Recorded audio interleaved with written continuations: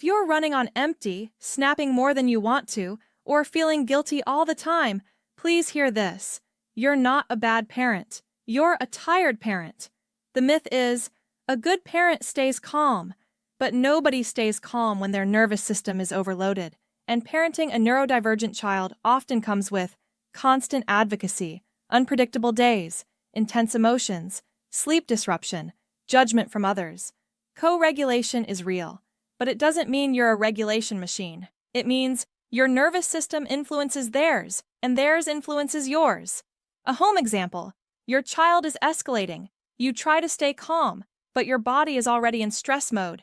You raise your voice. Then the guilt hits. That cycle is not a moral failing. It's nervous system physics. When parents are burned out, patience is thinner. Repair feels harder. Everything becomes more reactive. When parents have support and recovery, you respond more than react. You repair quicker. Home feels safer.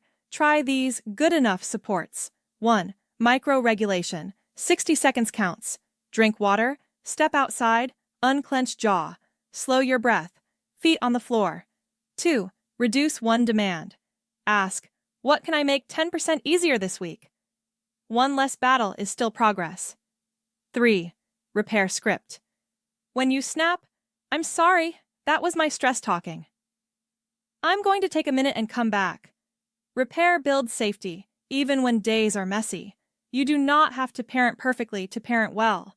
You're allowed to need care too. If you'd like practical next steps, I run free monthly 1-hour online sessions via Eventbrite, and I also deliver training for parents and carers across the UK.